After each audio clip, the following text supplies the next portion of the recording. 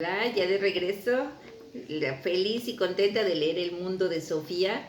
Ayer vimos a Jesús, ¿verdad? ¿Te acuerdan? Es El mundo de Sofía de Jostein Gaarder. Ayer vimos a Jesús, hoy vamos a ver a Pablo. Muy interesante.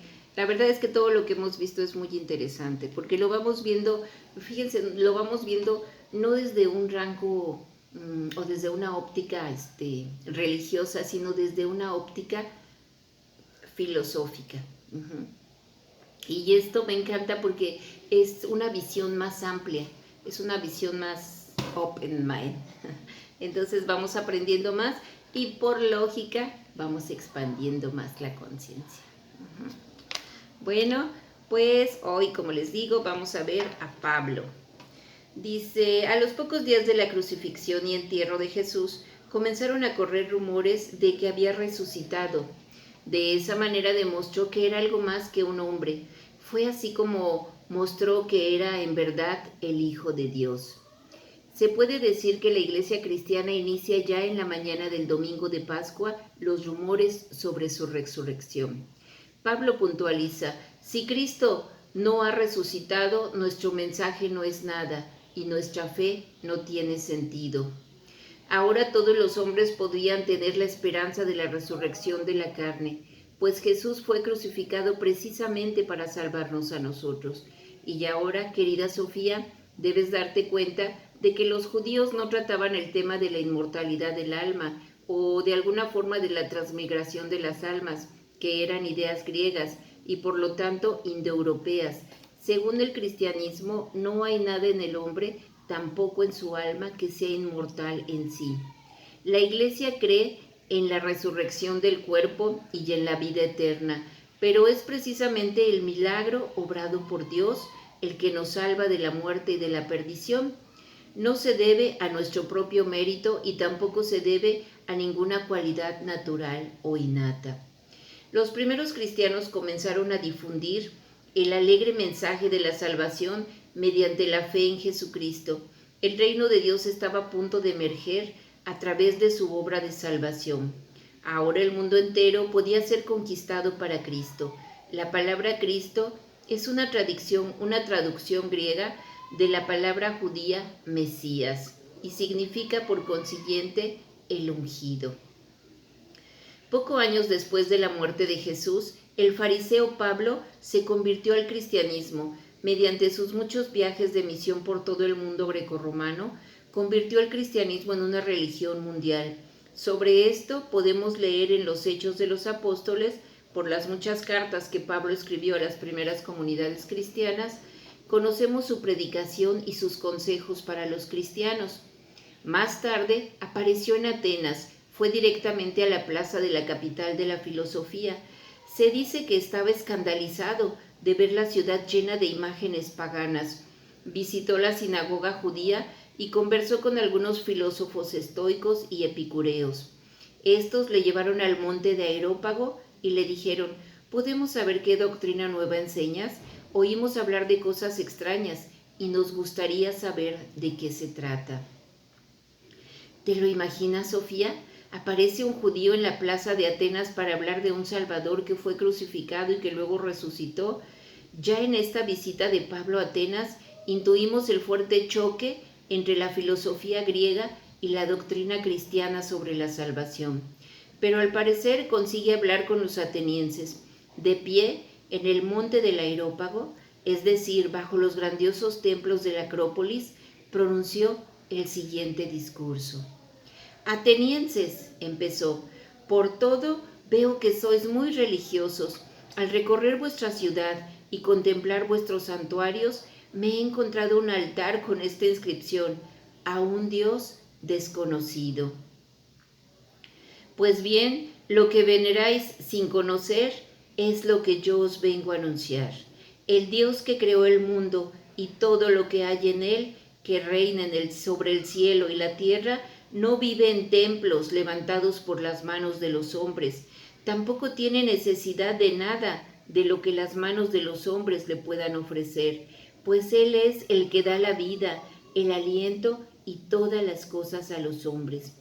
permitió que todos los pueblos que proceden de un solo hombre habitasen por toda la tierra, determinando los tiempos y los límites de su morada para que buscaran a Dios, para que pudieran sentirle y encontrarle, porque Él no está lejos de ninguno de nosotros, porque en Él vivimos y en Él nos movemos y existimos, como alguno de vuestros poetas ha dicho también, porque somos de su estirpe.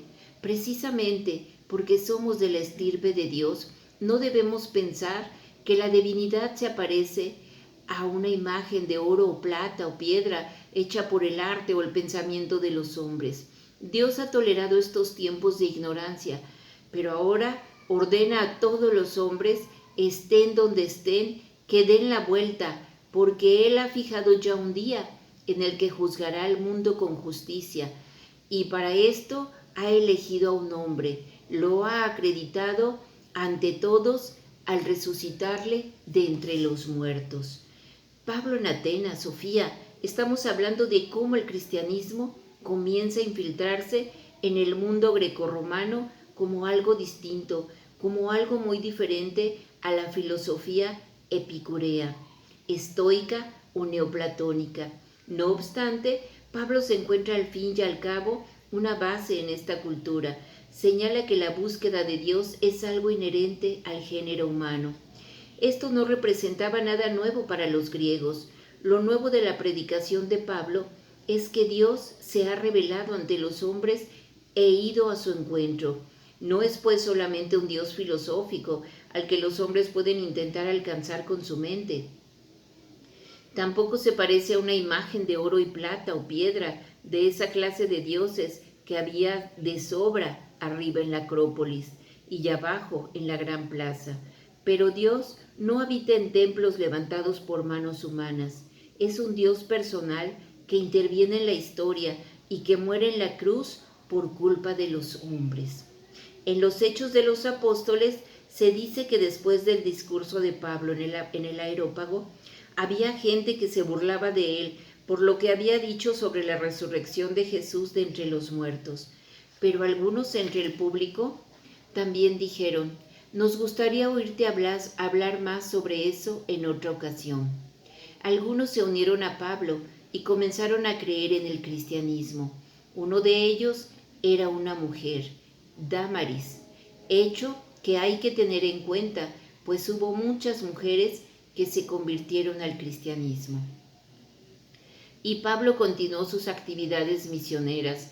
Poco tiempo después de la muerte de Jesús, ya había comunidades cristianas en todas las ciudades importantes griegas y romanas, tales como Atenas, Roma, Alejandría, Efeso y Corinto. En el transcurso de 300 o 400 años, todo el mundo helenístico se había cristianizado. ¿Qué tal? ¿Qué les pareció? Fíjense que yo no recordaba este discurso que dio Pablo a los atenienses.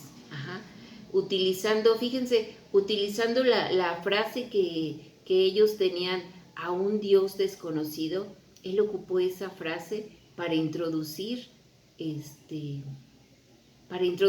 a Jesús, para introducir al Dios de los cristianos, para introducirlo a nuestro amado Jesús. Pero me llamó la atención eso, ¿no? Que cómo ocupó esa frase